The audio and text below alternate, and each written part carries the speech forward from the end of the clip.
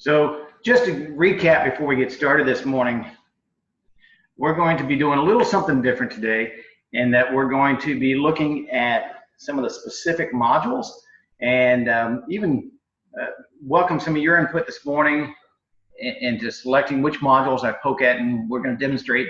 But we're going to be applying modules to existing pages. We're going to be playing with some of the settings of the modules. We'll even be touching some of the styling options of those modules as well. So we'll be talking about styling of rows, columns, and the individual modules as we apply them to the page. So if you haven't already watched or attended some of the classes that show you how to use the site in terms of how to add modules or widgets to pages, or how to create pages, or the more high-level intro class of where everything is in the site, I recommend that you go to campuscontact.com/training. And there on the training page, you'll find videos of all of our past classes, all of our other sessions. And in these, you'll find that there are some that are a combination of low-level and high-level training. Some are broken down into specifically a kind of a high-level overview, and some are more detail-oriented. So you'll find a mix of different kinds of training videos in this collection here. So I definitely recommend that you go to campuscontact.com/training and take a look in there at some of the different videos that we've got. We will also be adding another video library here with a separate video for every widget that we have, and there are quite a few of them. And so we'll be adding a separate video on how to use and manage the content for each one of them. So stay tuned for that, and check back often at campuscontact.com/training, and you'll find more information there as we build it out. In the meantime, let's go ahead and jump on in. And so just to recap, remember that the new sites do not have a login link at the bottom anymore. We've moved that away from the old sites, or from the new sites, because in the old sites we found that the kids would just go in there and bang on it too much, and it really created a bit of a headache. By removing the login links completely, we reduced our network overhead by about 10%, and reduced our attempted logins by probably about 30%. So we've definitely taken all of those off the sites. And so now you have to remember that to manage your site, you'll have to go to admin, because you're going to administer your website, admin.campuscontact.com. And from there, you'll log into your new website. So I'm going to do that with our demo account.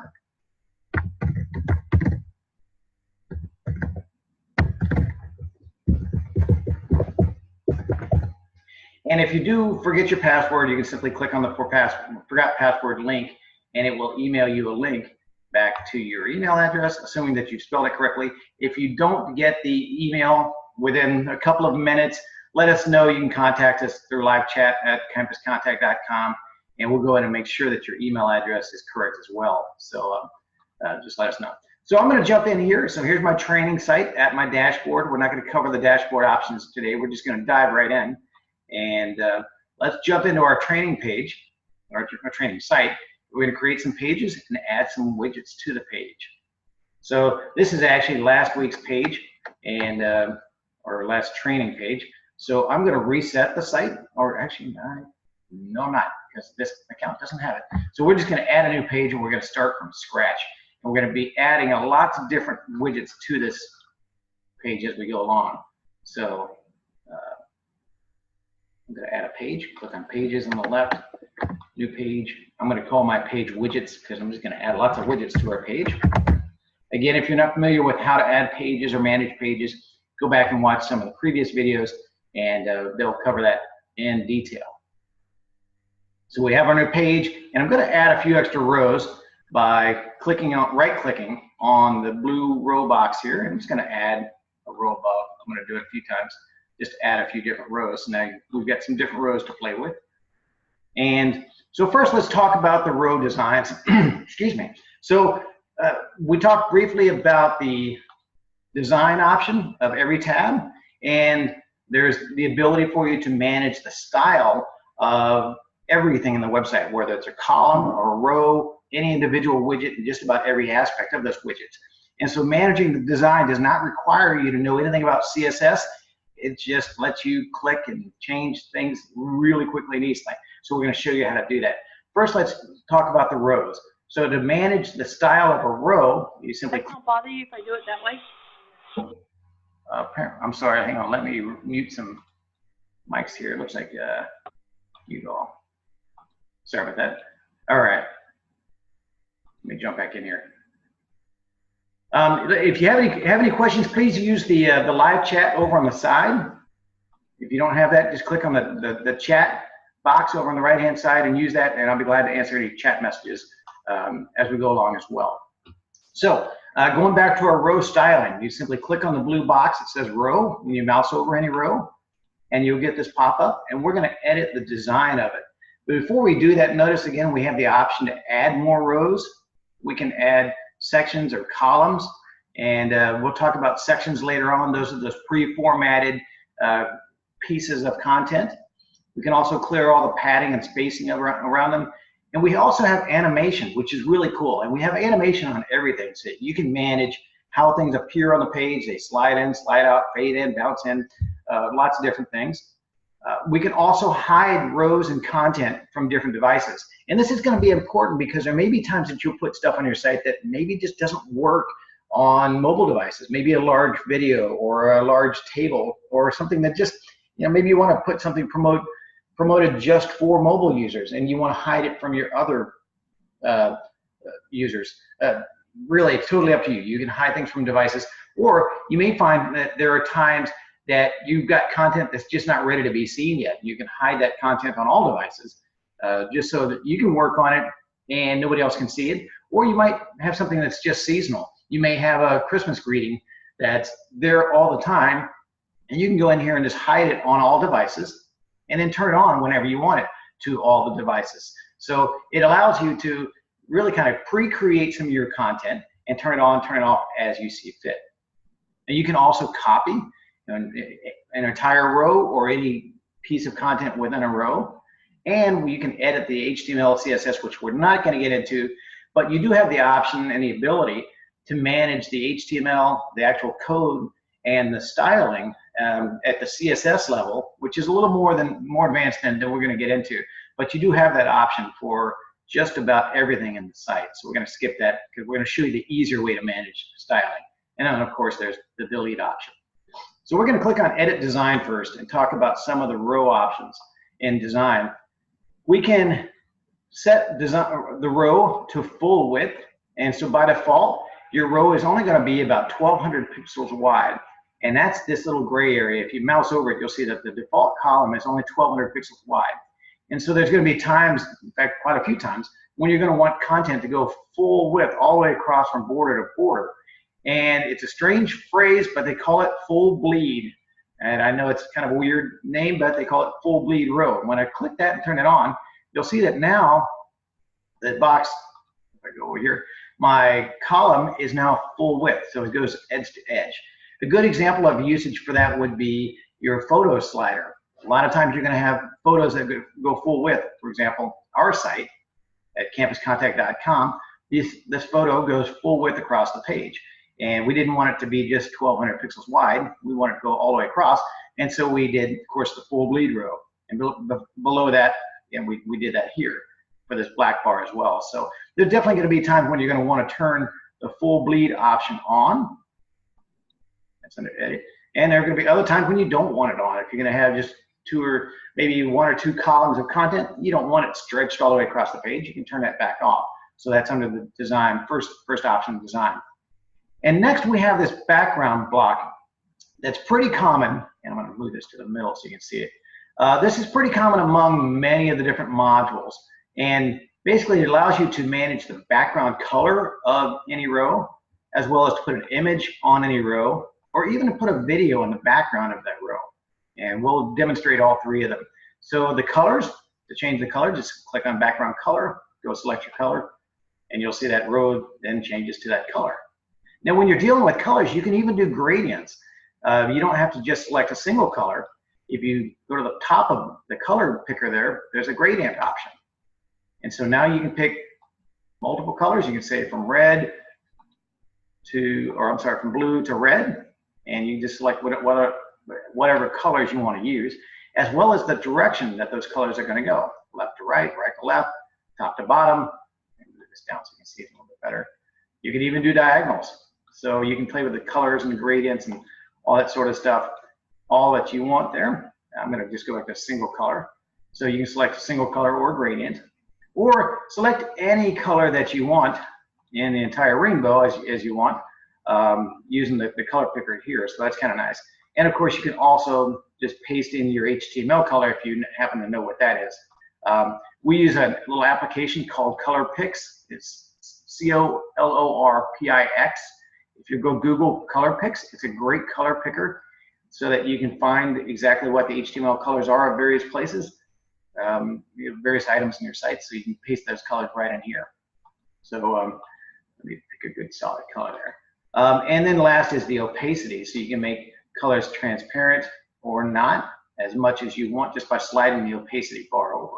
So you can see we can easily change the background of any row. We can also add borders to the rows by selecting border width. You can have as little as or as big as you want. And likewise, color, again, we can change colors to be whatever we want as well. Just pick a color and add your border. So you can see we have a lot of flexibility real quickly and easily of creating containers basically of where our content is going to live. So in this case, it's going to live in this one full width row. The last option is the shadow, actually next to the last. And then we can turn on shadows. Again, we've also got that option to dictate the direction of the shadow and the color of the shadow. We'll make it black so you can see it appears underneath this row here. And you can even do an inner shadow. So maybe it's going to shine on the inside of the box or the outside of that row. Those are nice little options. You won't do a whole lot of shadows, but it's available. And then the last option of every widget is spacing. And spacing allows you to move things up or down or however you want in terms of placement or the size of, in this case, a row, but you may also apply that to a widget as well. While you can also click on many things and change their sizes by dragging, you can't change the size of a row by dragging. You have to manage the row size within the design option. Now, there aren't going to be many times that you'll have to actually do this, but just know that if there's a little too much padding or not enough padding or whatever between certain pieces of content, you can go into the design option, go to the very bottom and click on spacing, and you can increase or decrease the vertical or even the horizontal padding or spacing as you see it fit. That's one of those options it's there, it's available for you if you need to use it. Most people won't. It's really kind of for the nitpicky designer folks like myself. So we've added some color to it. Let's go add an image instead. So to add an image instead of a colored background, you simply select image, click on your image box there and go grab an image and click done. And now you'll see that image is added to the background of our row. I'm going to make this row a little bigger so we can see it. And again, if you haven't seen the other videos on how to resize rows, that was done in some of the previous trainings. So I'm going to go back in here and edit design again. So to recap, to change the image, simply just click on the image and select your image and you're done. Now, we also have a built-in image editor. So if this particular image, maybe I want to change it a little bit, we can click on edit and we can edit photos themselves. We can crop them and resize them and do all kinds of things with the photos. We're not going to get into that today, but just know that we have the option to resize photos. We can change the shape of them. We can apply different filters and make them look a little bit different, play with all kinds of stuff. We can even add text and stickers and all kinds of things on our photos. So we can add some text in there as well. Let's really make a mess of this one. We can also apply a brush to it and really make a mess of it. So you see that we can do lots of things. When you're done editing your photo, just click Save and Close. It does not overwrite the original. So if you have some photos that you've uploaded, don't worry about it. You're not messing up your original. You're just making a copy of it. That's a modified copy, and then you're going to add that modified copy to your page. Obviously, the one I've done here is hideous, so I'm just going to click it and go back to the original, and now we're back to normal. So when we add a photo to a page, we also have the ability to create a background slider. That's the next option underneath it. So maybe you're going to add a background photo, but you want to add more than one. And maybe you're going to just create a slider that your content is going to slide up and over. So it's a background slider. It's a pretty cool effect. To do that, just select black background slider and go grab a few more photos. Let's add some different photos in here. Select as many as you want at one time. And when you're done, just close that out. And so now we have a background slider. And the difference there is that content can slide up and over that, and it's just going to stay in the background. So it's a little bit different than adding a photo slider to the page. We're actually changing the background of the page in this case. So it's a little bit different.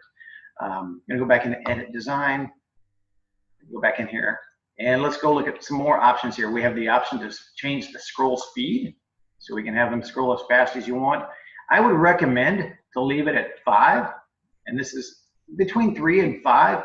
And I believe the ADA requirement, if I'm not correct, is 5 seconds between slide transitions. I believe that's the exact amount. You may want to Google that, but I'm almost positive that the ADA requirement for slide transitions is 5.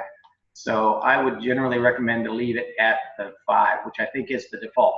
So again, if you're going to do any kind of photo slider, whether it's a background slider or using the actual widget, make sure that you leave the scroll speed at the default, which is the ADA compliant scroll speed. A little below that, we have the option to change really kind of how you're going to view that image. Is it going to cover the full page, or are you going to see the full image?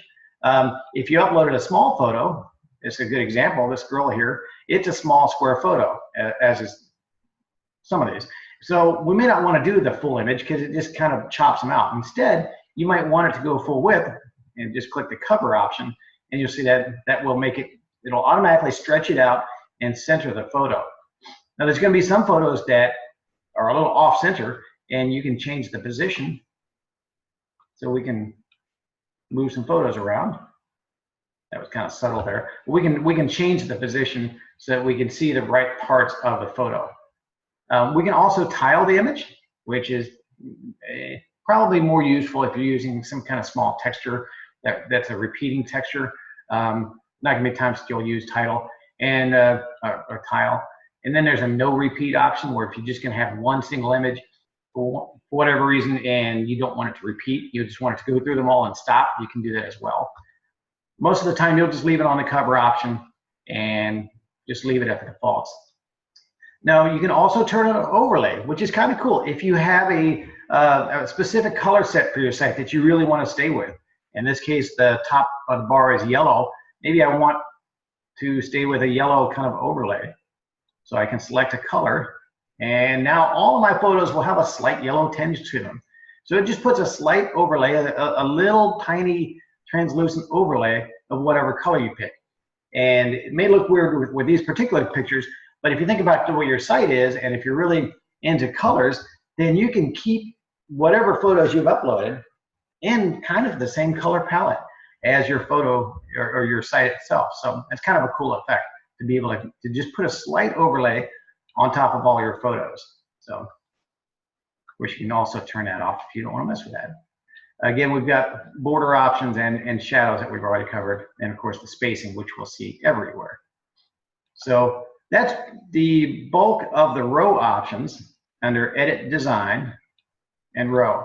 So we can do all kind of fun stuff with the row. Now, we also talked about adding columns last week. And to add a column, just click anywhere on your row and mouse over Add, and we can add again a new row, a section, or a column. And so we can add a column just by clicking on Add a Column, and you'll see now we've got an additional column. So by default it had one because we played with it earlier and made it wider. Now I can add another one, and I can add as many columns, actually up to 4 columns. And these columns are where we're going to add all of the different widgets that we're going to play with. So once you play with your row and you got it the way you want, of course you can start adding columns to them. Also, as I mentioned before, content is key. Don't get hung up on all of these little design things we're going to play with today. We're literally just playing, but you initially want to focus on getting good and valuable, important content that your users are going to read. And then you can come back in and play with the styling and make it pretty. Some folks get hung up on the pretty stuff first, and they don't really make any progress in their site in terms of content or something that's usable for the end readers. So again, put style and the pretty stuff last. Get the valuable, important information up there first, something that users are actually going to be able to use, and then you can go back in and make it pretty. So we got our new column. We're going to go in and add some widgets to it. Just to recap widgets, click on the left-hand side and all of your widgets will show up, and you can drag them to the page. Whichever one you want, just drag it out to the page. Or, like I often do, you can right-click on any empty column, or it doesn't even have to be empty. Just right-click on any column and go to Add a widget below, and then you can select whatever widget you want to add. So by default, it has text, images, buttons, and icons. And if those aren't the widgets you want to add, you can click on More Widgets, and it's all of the same widgets, every one of them that are in the site. It's the same as having clicked on the left-hand side to add a widget. So it's really a matter of personal preference, but there are two ways to do it. I personally find that it's a little faster if I'm just adding a whole lot of new stuff to a page to right-click right where I am, going to add widget below, and it does jump away from me sometimes, and then add your widget. So we're going to add a whole bunch of widgets to our new page here, and let me get rid of this funky little row because these colors might throw everybody off. I'm just going to start with a new clean row. Let's start adding some widgets to our page. So we're going to go to Add, Widget Below, and let's start with our text. So your text, this is your standard WYSIWYG text editor. It's got a nice, simple, clean text editor bar and has all the familiar options that everybody would know about: bold, underline, italics, the color options for your text that you add, the font sizes for your text, as well as the font style, the font family. There are hundreds of them in here, so you can scroll through here. This is actually the entire Google font collection, so there are a whole lot of fonts available for you to play with. So don't go too crazy mixing up fonts. I would really recommend that you never have more than 3 font styles on a single page. In fact, I would carry those 3 font styles throughout the entire site for consistency. Don't get crazy with it and doing a bunch of different Mickey Mouse fonts all over the place, because it does make it difficult for your users to kind of follow. It just gets to be a little distracting. So when you find 3 that you like, stick with those and just add them as you see fit. You also have the ability to change the weight of the font, and that's going to be the boldness of it. So by default, you'll have normal or semi-bold or really bold, full bold. Most folks just leave it on normal. Then is the alignment. Of course, you can do left align, right align, or align center, or justify it fully across. As well as the line height, you can manage the height. So if you're going to have a long paragraph of content, you can manage how high you want it. And you can build in links for everything. Oops. So, let me get it go from there. All right, so with links, we're going to talk about links, and links functionality is all over the site. And you're going to see that you can link photos, and we actually even have a links widget. But we can link all kinds of things, and all of them have the same options of linking. So when you're linking anything, you can link to an existing page by clicking existing page, and it will show you all of the pages that are in your site. Or you can link to a third-party URL, like maybe Google.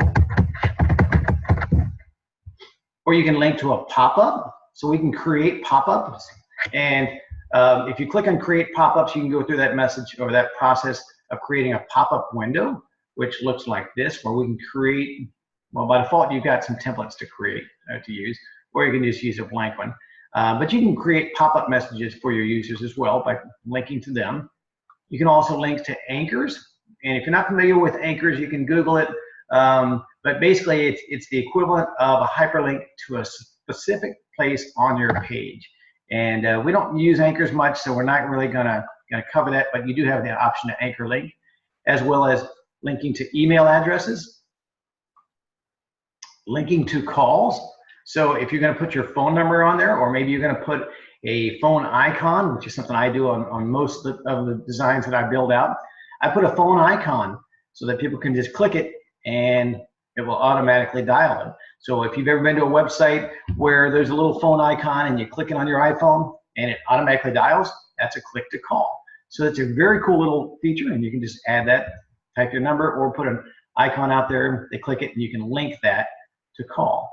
You can also link to documents, so files for downloading, and it's kind of a misnomer. It's not necessarily to download it, it's really linking to a file to display or download.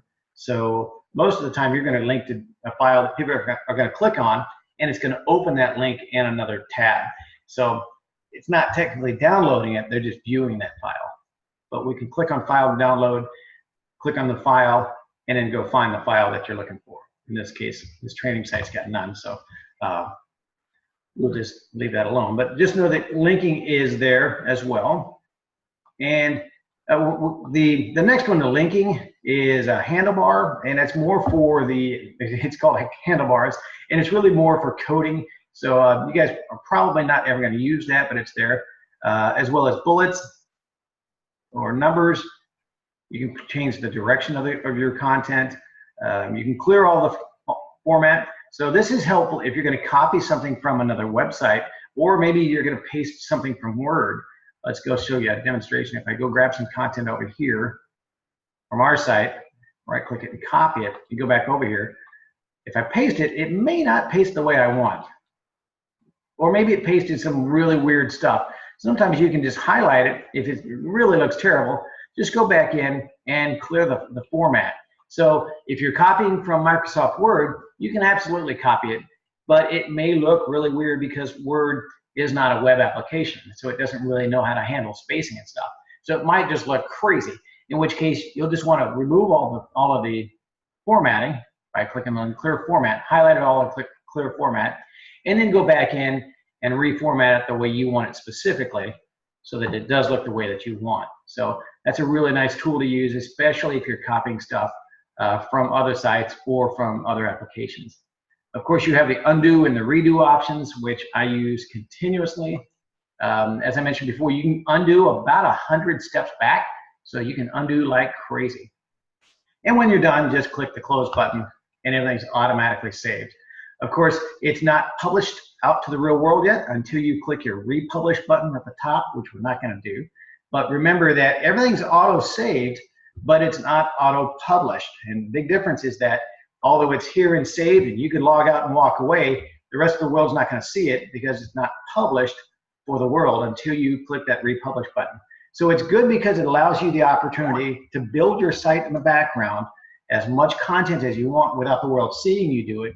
But it's kind of tricky in that if you forget to republish it, nobody's going to see all those changes, even when you want them to, until you click that republish button. So don't forget that. So that's that's the quick and dirty of your text widget. That's the most basic, and we're going to see this thing carried really throughout the site. And we'll see even a different version of it in some of the other widgets. So I'll add a couple more rows here, just so we have some room to work. And let's add some more widgets. So I'm going to right-click in my column. I'm going to go to add a widget below, and then we'll add our image. So this goes back to your image picker, and there's, of course, all the photos that we've either added to your photos or to your site, or that you've added to your site. But there's also thousands and thousands of free, royalty-free photos that are already in your system as well. So whatever it is that you want to put in there, type in a truck. I'm sure there's going to be some free ones. There we go. We've got some free truck. Or because we deal with schools, let's do a school bus. I'm sure there's some school bus photos. There we go. So we've got some school bus photos. So just add any photo you want, select it, and your photo is added to your site. So we've also, remember, as we talked about earlier, we've got that edit option. So if you need to crop it or color it or do whatever you want with that photo, you can click the edit button and go into the editor and make all whatever changes you'd like with it. We're not going to do anything with it, but just know that you've got that option with every photo. As we mentioned earlier also, we can link. And everywhere that we link, we have all the same options that we just covered, to pages, URLs, pop-ups, anchors, emails, click to call, or to files, so we can link images anywhere we want. And the all-important alt text. The tooltip below that is not quite as important. That's the little text that you'll see when you mouse over it. But what's more important, to be ADA compliant with your site all the time, you need to also always put an alt text with every single image that you add to your website. Just make that part of adding an image. It just needs to become just part of the process for you. The alt text really should be something short that describes it. You can just put school bus, and that's a quick and dirty way out of it. And yes, it does meet compliance, but it doesn't necessarily help your users. And the goal of building a website is, of course, making one that's useful. So while it does get you out of trouble if in terms of meeting ADA compliance, it doesn't really help your end user if they're actually using a screen reader. So I would put a school bus on Main Street, or whatever this might be, so that it actually means something to somebody. Now we have a full meaning. So your alt text really should describe what the photo is, not just the most basic description of it, but something useful for the end user. Tooltip is optional. Alt text, although it is technically optional and you can close it without it, you should not consider it optional. You need to always add your alt text to every photo that you add to your site. Now we've also got the design option. We talked about the design option. On every pop-up, on every widget, on everything you have in the system, you have a design option where we can change all kind of fun stuff with it. We can change the shape of the photo. We can make it rounded or oval. We can change the width of it. Now in this case, it's already full width, but we can make sure it's full width by checking full width. We can add borders to it, just like we did our rows earlier. Change some colors. We can round the corners of them and add shadows, all the fun stuff. So you can get in here and you can get pretty crazy with your photos and adding stuff. You can even manage the effect that's going to happen when people mouse over it. Is it going to zoom out, or maybe go opaque or float or move around? Lots of different fun stuff. So here's float out, for example. So now if I moused over this photo, you can see it's going to jump on me and kind of pop out. So that's kind of a cool effect. You can click on it, go back into design. We can, let's see, move it around, grayscale. That's kind of a nice effect too. Maybe a mouse over it goes grayscale. Or maybe you've got one that's grayscale and it goes to color. Whatever you want to do with it. So you've got some options in design to kind of play with your photos and really make them do whatever it is that you specifically want to do. So you can see we can do photos. Now we can also resize our photos by clicking on putting your mouse over the photo, and you'll see these little squares. They call them anchors. They're not the same as hyperlink anchors on a page, but they're just called anchors as well. And just like in PowerPoint or Word or many other applications, you can grab these anchors and move things around. In this case, I'm going to grab the bottom right one and make it smaller. So you can make it as small as you want or as large as you want. Now the photos do keep their proportion by default. So you can't just make it really skinny, you can't make it really wide without changing the entire proportion of them. That used to be an issue in the past where if you had a photo of a person and you grabbed it by accident and you made them really skinny or squished them up or stretched them out, it got really funky. So you can't mess up the photo, but you can resize the photo now by making it as large or as small as you want. Now you can see that when I'm grabbing the anchors here, it puts a little box around it. That light blue box is actually the full width of this section. Now this section, or this column, which is 1200 pixels wide. So it's kind of showing me where that photo is within that column. And the reason for that is I can move my photo anywhere within that column, left or right. Now, of course, it's not going to go outside that column because that's as wide as this row will let me. But we talked about row, we can make it full width, of course, if we wanted to go full width. So we could then drag the photo the entire size of the page as well. So we could make it just massive if we wanted to. So that's a good example of where that full bleed comes in. I'm going to go back and turn that off, and you'll see the option change there. And now it's going to kind of put it back in within that that 1200 pixel range within that column. So you'll be dealing a lot with columns and rows. So that's our photo. So we added a photo, we added some text. Let's go add some more stuff. I'm going to right click on our empty column, go to add, widget below. We're going to add a button this time. And buttons are already pre-styled by us. And I'm going to show you two ways to manage button styles. You can manage them independently as you see fit. So you can have different buttons all over the place. Or you can just use the default that we've designed for you, which is managed actually in the design settings. And that's the one area I don't want you guys messing with. But it's over here on the left-hand side. I'm not even going to show you. But this is what we use when we initially set up your site and design your site. We set up how the buttons are going to look and the general look and feel and function of a button. But you have the option of managing individual buttons on your own by adding a button and, of course, managing the design of it and changing that. We'll play with that in a second. Let's go set up our button. So when you add a new button, of course, you can add text on your button. Click on my shiny new button. Whatever it is you want your text to be. You can link. So we know what links do. Links go to pages, URLs, yada, yada, all the different options. So we can link our button anywhere we want it to go. And then we go into our design and we can play with the shape and look and feel of our button. So with the layout option, and you'll see layout in design quite a bit, and it means that we've pre-styled the way some of the things look and kind of like a template-ish, if you will. So in this case, you've got 10 different styles of buttons to select from. So you can select any of them. Scoot over so you can see how it's going to look. We can make them rounded. We can add icons that appear when you mouse over. We can add lots of cool little different shapes of buttons. So you can do a lot of fun stuff with your button. So those are just some of the pre-designed templates, shape of your button. But of course, you can also manage that yourself. In the next section, we can manage the width of the button or the height. Or we can tell it to keep the proportion. So as I change either the height or the width, it will keep the proportion.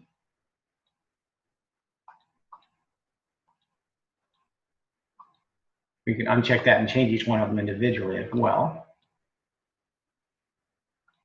A little further down, we can even manage the background of the button. Of course, we can change the colors of the buttons and the borders of the buttons. We'll add a big, I don't know, green button, a border. But we also have more options. And so this is how your button would look by default. What's going to happen when they mouse over it? That's called the hover effect.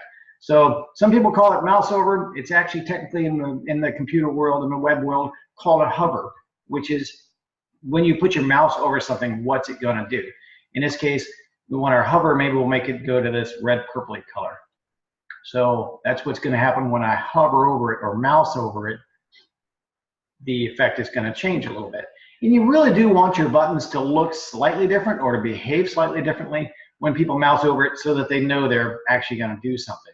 It kind of shows them that, hey, you just put your mouse over this. It means you're about to take action, maybe to click on it or whatever. But it's ideal that you do something for your button. Now, some folks just simply will do the inverse. So in this case, it would be color and blue, because above that, I've got my background color by default is dark blue and my border is green. So when I mouse over, my hover color would be green and my border would be blue. And that inverse is pretty common. It's a very common effect for buttons. Just lets people know that, hey, you're mousing over this button. But of course, you can do anything you want with it in terms of colors. You can do rounded borders. Of course, we already selected a rounded button by default, but you can round them even more if you want, as well as turn on the shadow. I personally like shadows on buttons, but that's definitely a personal preference for you guys. So we can add colors to our buttons, but we also have the image option. So if you want to add an image to a button, by all means, go right ahead. you can select an image. And when you add an image to a button, you can even decide the placement of a button. Maybe you want to see the bottom of the bus or the top of the bus. That makes a very cool button. Maybe we're going to have a button for bus routes. Well, add a photo to it, and now you've got yourself a bus route button with images on it. That's kind of neat.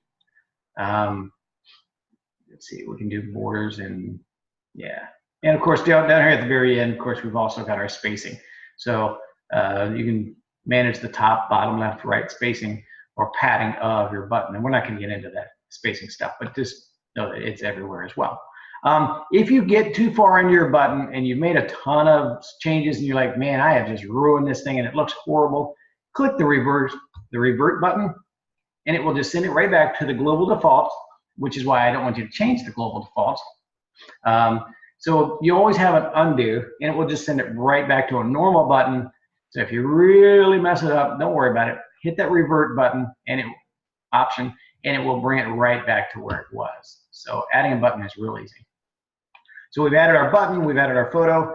One more thing about this is we've got the content when you click on anything and the design option when you click on anything, but there's also a little bit of gear option over here on the right. And that little gear option allows you to delete it down at the bottom, change the alignment left and right, as well as the animation. So we can bring in our button and we can have it fade up from the bottom or in from the left or the right. We can bounce that thing in there. We can bounce from the left. So we can do lots of really cool, fun stuff. Don't go crazy with animations and have everything on your page moving around. It can be very distracting and really just become annoying. Also know that the animations don't show on most mobile devices, and that's just because it would drive people insane to pick up a cell phone and have stuff sliding and bouncing and moving all over the place.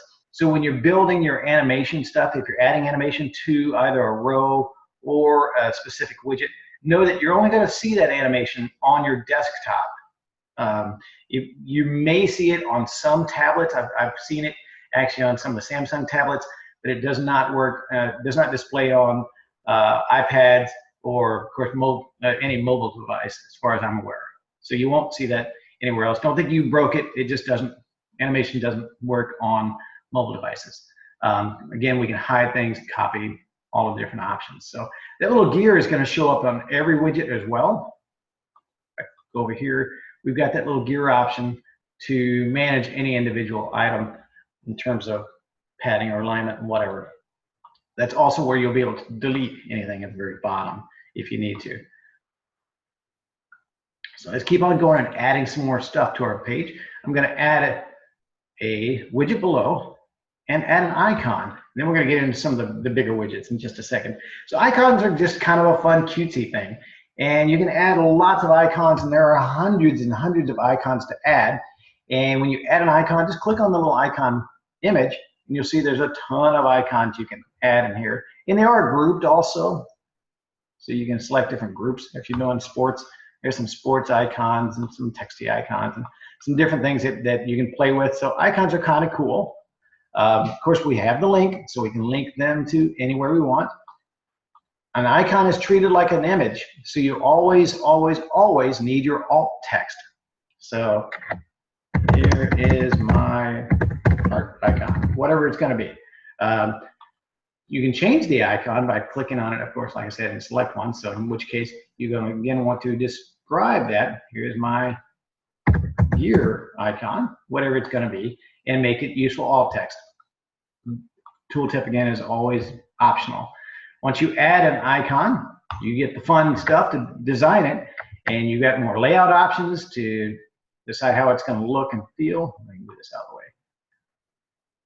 We can change the width or the height, proportion, colors, all that same fun stuff that we always have for everything. So you can see there's definitely a pattern here in that you can play with all of these different options and do lots of fun stuff, and as well as the hover effect, and do lots of different fun things with literally everything in the system. So you'll see a lot of these design options appear the same way for lots of different widgets. So just know that once you've added it and you play with a few of these, you'll know that you can do all kinds of fun stuff with them.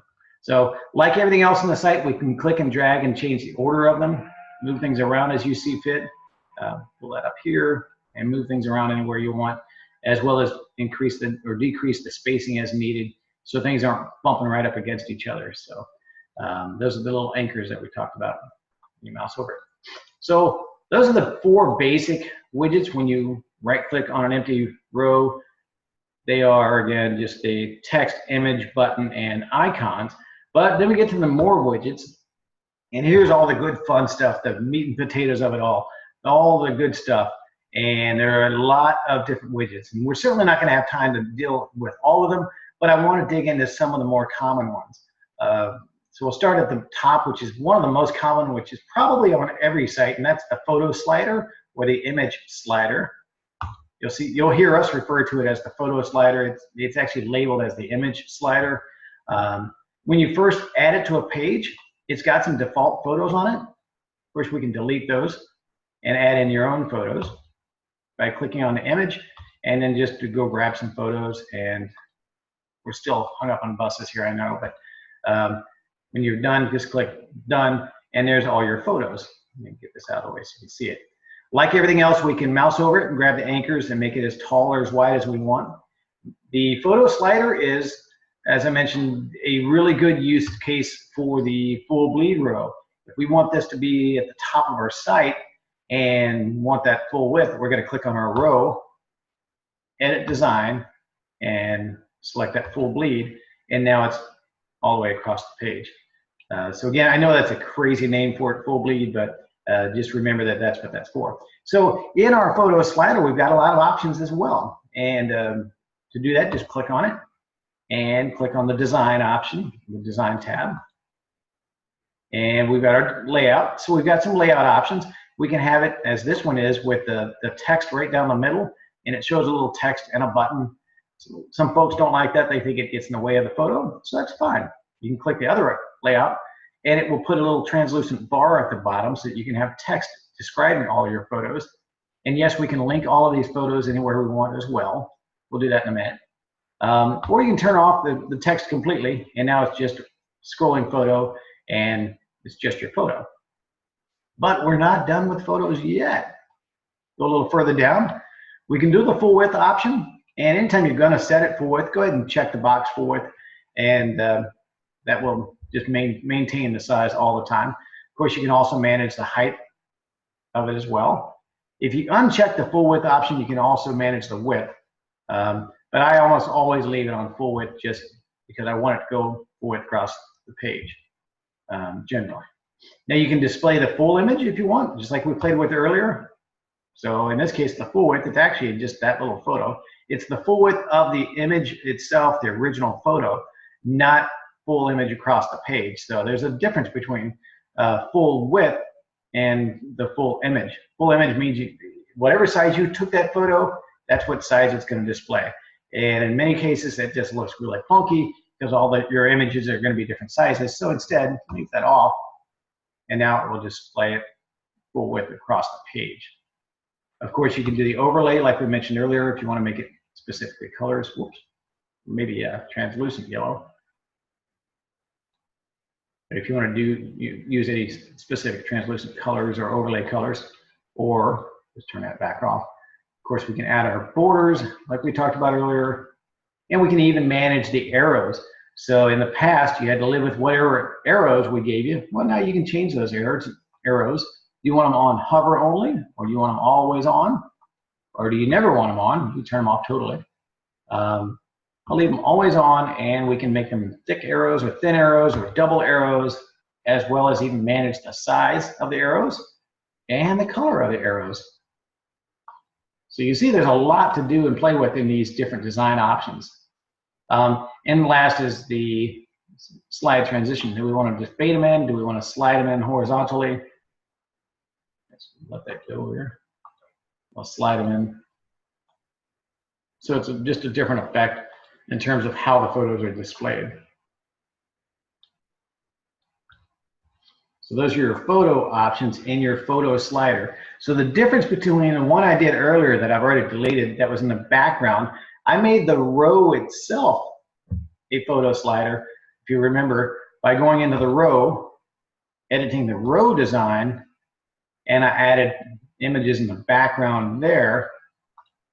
The difference is that if I add a row, it's actually in the content, it's in the background, so I could actually put content on top of that as opposed to the way, there it is. Let me show you the real difference, because that kind of confuses some people. They were wondering about the background photo slider versus the actual photo slider. So the actual photo slider is a widget that we put in a column, in a row on the page. The other is in the background, and I can still add a widget on top of that because you see it's still just an empty row. And on top of that, I could then add, I don't know, another image, just for sake of demonstration. We'll add some kids on top of that. So now we've added a photo on top of a photo. And the way we did that, of course, was that the background is done at the row level. And then we added a widget on that row. So this widget could have, of course, been anything. It could have been another photo slider.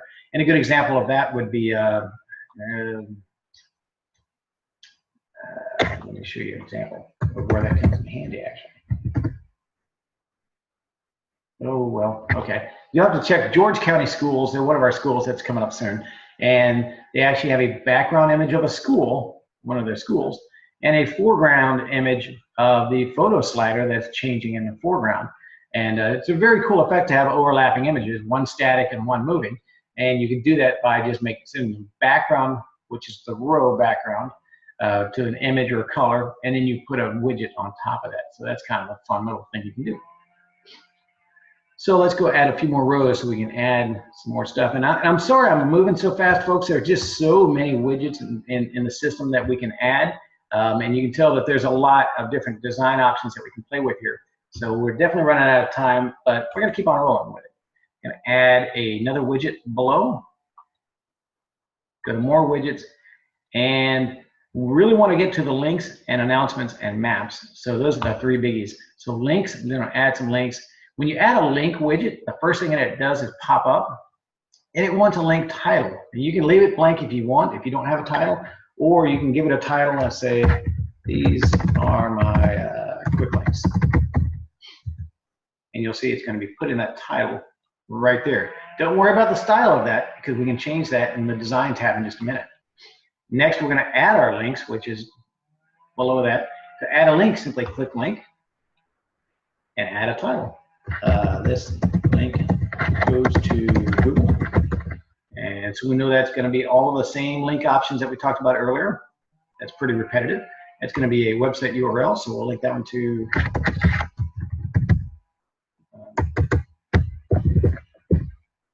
google.com. Anytime you're linking to a third-party website or to a document, always leave it in the default to open in a new window. That is the ADA compliant default, and we want that to always be the case. If you're opening or you're linking to an existing page in your website, you're staying in that page, in which case it's not going to open a new window. Now you do have that option to open it in a new window, but generally if you're going to stay in the same website, just leave it alone, and you don't need to open it in a new tab or window. If you're going to another website or document, always leave it as the default to open in a new window. So there's our first link, and you can see over here on the left-hand side now, there's my link that goes to Google. To add another link, click on the left-hand side of this, add a new link. And maybe this is a, sorry, I clicked on it, and I have to add a title. This links to a document. Hopefully there's some documents in here. If I link to a document, I can scroll down and click to File for download. Again, it's misnomer. It's not really downloading. We're just linking it to a document for users to see. Let me see if there's anything in here. Are there any PDFs? No, there's not. But I'm going to go and upload a document.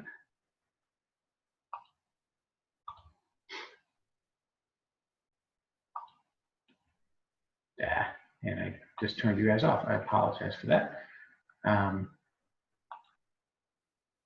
Goodness, where did it go? I think I closed everything. So sorry. little link for that is very close to the other one. So when I click to add a document, I'll go back again. Of course, there are no documents in this one. So in this case, I just want to upload a document real quick just for demonstration purposes.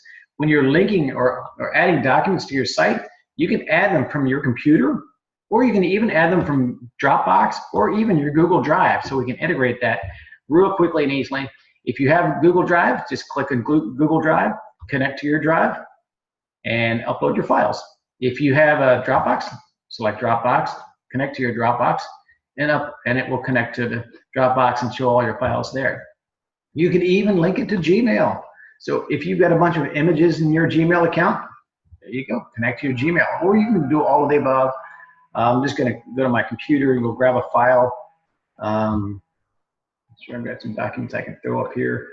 Do I not have any files? No, I've got some documents. How about a proposal? I'll just grab one. All right, and upload that, and we'll link to that. Okay. Oh, and there are actually, that's interesting.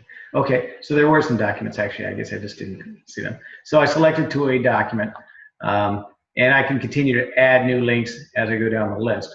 Now, by default, my new links widget looks kind of funky and boring. Don't worry about it because that's just the default setting in terms of styling, and we can change that by clicking on it, selecting the design option, and now we can change how things look. So if you want your links to be huge, your title, maybe you can make that blue.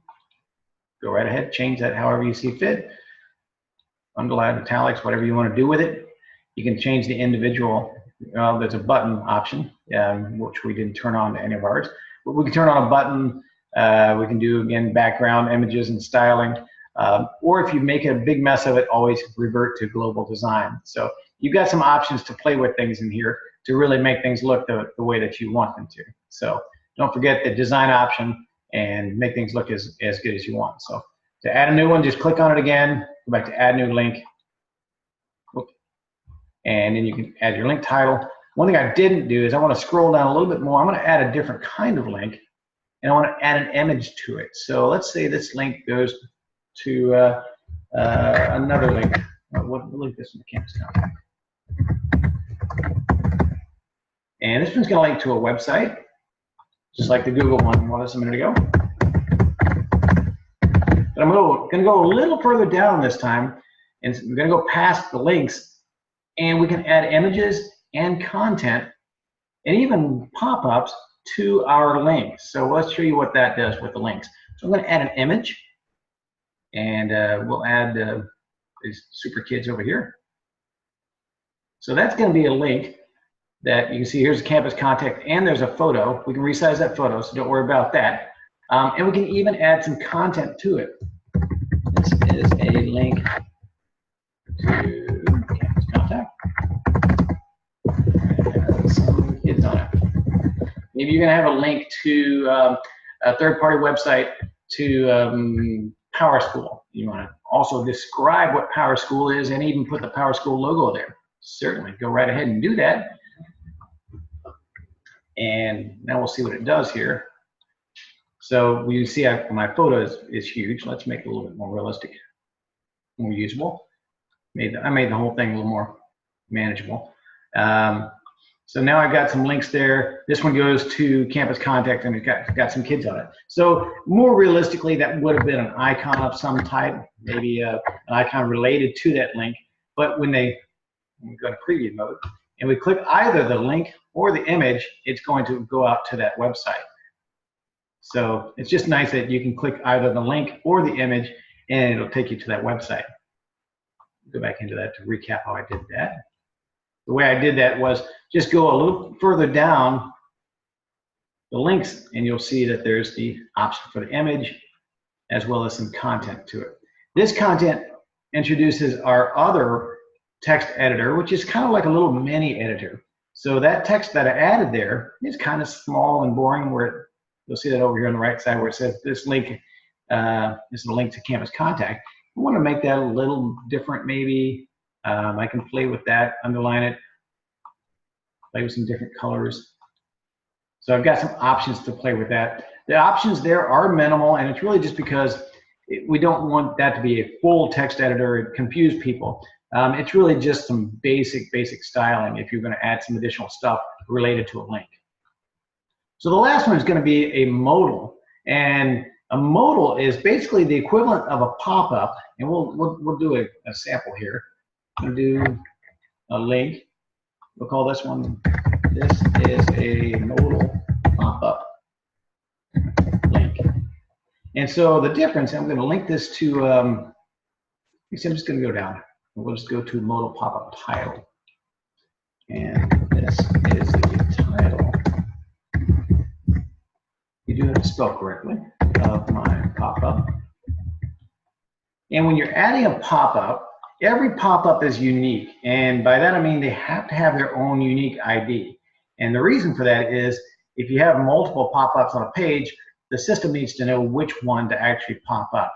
You're kind of doing some light programming, if you will, in the background. So just give it a number. It can be literally any number you want. It can be, I don't know, just start at number 1 if you want, or number numerically. It doesn't really matter.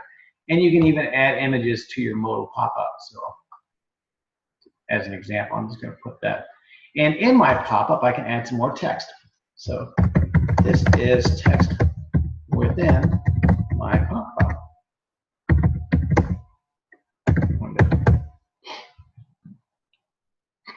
So let's see how this is going to work. What this did is now I got a more option. And when I click on more, I get a pop-up. And so this is a nicer way. It's kind of the equivalent of the old announcements widget where you would click it and it would take you to another page and show you more information. This kind of does the same thing, but it does it in a pop-up instead of actually changing the URL and displaying that information on a different page. You're actually just doing it in a pop-up. So it's called a modal pop-up, and you'll hear that phrase used quite a bit. So in this case, the modal pop-up does kind of the same thing as these other ones, where it linked me out to another place. Instead, I'm just actually going to display a pop-up with whatever information I want in that pop-up. So that's kind of a cool thing to be able to do. So the links widget is probably one of the most versatile ones that in our system. It is the most equivalent to the old announcements widget. And yes, you can change the styling of that button as well in the style options. But it is probably the most versatile widget that we have in the arsenal, and that you can do just about anything with it. I got the question about changing the styling of that. To change the style of the button itself, that's over here in the design option. You scroll down and you've got button styling. So if you want that button to be, what was that? Here's our button. Make that button long or short or whatever text color you want that button to be. I thought there was an option for the background button. Ah, there it is. Put your button purple. So you can change the button sizes and information as well. So you can change all that kind of stuff in there. So anyhow, so yeah, the links widget, although it might sound kind of limiting because we call it links widget, it is a very versatile widget that can be used for a ton of different options because it does links, it displays photos and links those photos to wherever you want in icons. It also does the modal pop-up, which is the only widget that does that in terms of doing a little pop-up. So it's kind of a cool widget, and we use it for lots of different stuff. So you may see that as we've migrated your content over, we've used the heck out of the links widget, but we're not using it just for links. We're using it for lots of different things. So that's a really cool one. So moving right along, just because we are running out of time, and I know you guys are probably falling asleep on me, I want to go to one more widget, and actually let me open up the floor. Do you guys have any specific widgets you want me to see, or did you want me to just jump to my next one? Hit me up in the live chat if you've got anything specific you want to add to it. Any particular widgets you want me to add?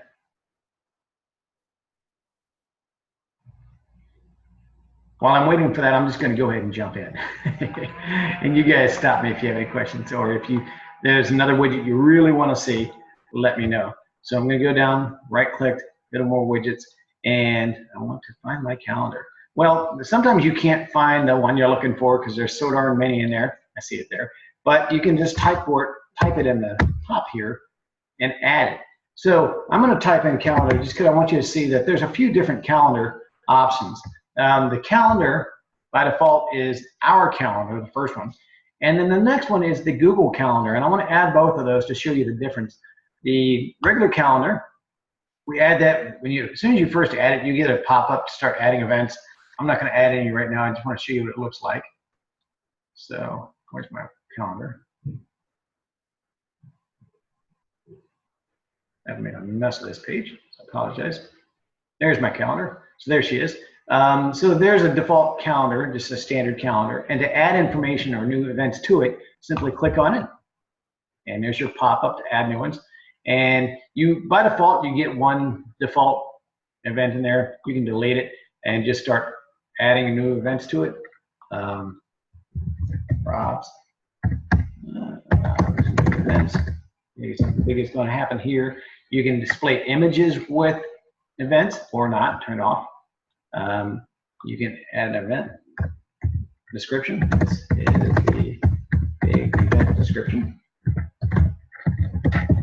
Whatever. You can also select, of course, the start time and the end time, the start date and the end date.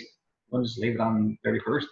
And you can even link events to anywhere that you need to. So, of course, it's going to have all of the usual suspects in terms of links. So you can link to pages, URLs, pop-ups, documents, whatever it's going to be. So you can add links to those documents as well. And we'll just add that and just go add another one. You'll see it. Now, sometimes, especially if you've got some of these other jQuery items in here, you may not see your event initially. It did save it. I promise you it saved it.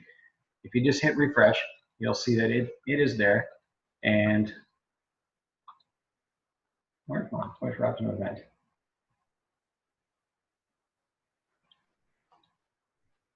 My event. I promise you it did save it.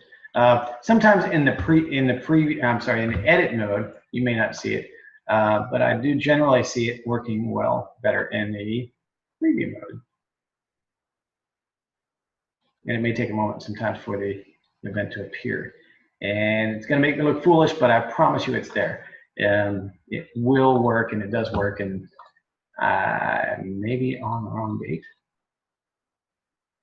31. Goodness.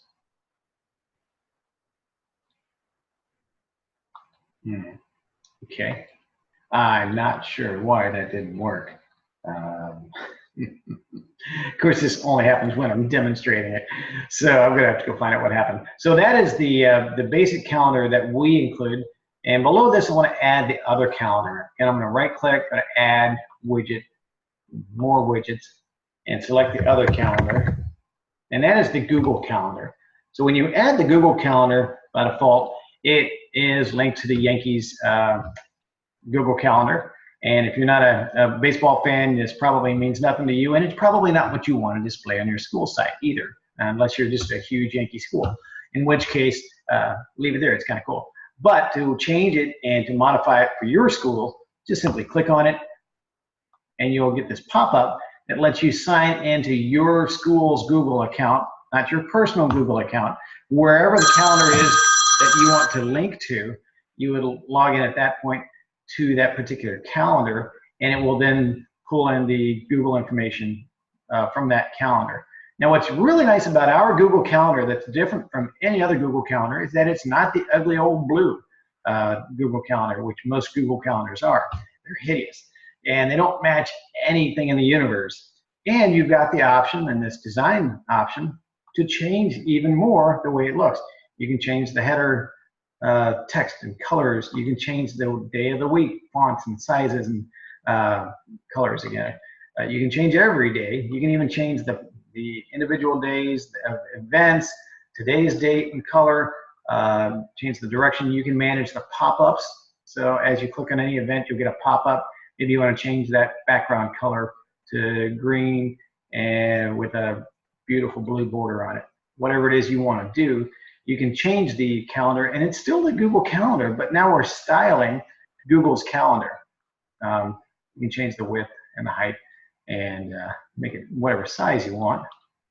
So it's kind of cool that you can use Google Calendar, but it's not going to be the old school ugly Google Calendar. It's going to be a pretty version that you've modified to match and work better within your website. So it's kind of a fun, it's a much needed improvement on Google's calendar. You only have to link it one time to your account. It will hold it once you've signed in with Google, so you don't have to do that often. Just do it one time and it will carry over. Now, if you're doing multiple calendars throughout your website, you will have to link each calendar, individual calendar, to your Google account, but of course you only have to do that one single time. So, so there's the different calendars, and I'm sorry for that one. I'm not sure what's going on with it. I'll find out what happened there. And just some of the other basic widgets. And you've probably seen by now that there is definitely a pattern in that all widgets, anything that you click on, has the pop-up to first manage the content of that widget, which is more important, and then to also manage the design of that widget, which is always secondary to your content. So first is content, make it important, make it useful. Secondary, make it pretty if you want to, or just leave it the initial, the defaults that are set up with the design of your site. So so there's the bulk of the widgets, or just a few of them out there, and some basic styling in terms of content. I'm sorry, in styling the rows and columns, and just some other basic stuff. Like I said, stay tuned and watch the campuscontact.com/training page, and you'll see some additional videos pop up. We're going to be doing videos for every single widget, so that's going to take a little while, but it is coming. So you'll be able to watch as we add new ones to that. And if you haven't already subscribed to our blog, check out the campuscontact.com/blog page, and you'll see that we're going to be adding lots of different blog stuff as we add more information to it. So anyhow, so that's all I've got for this session. In the second session, I'm going to recap some of this, as well as dig into some of the other widgets. So I'm not going to recap all of these same widgets. We're just going to pick on some of the other ones. And so check back at 4 o'clock and we'll continue on. So thank you very much. Have a wonderful, productive day. And thank you all very much for your time. Take care.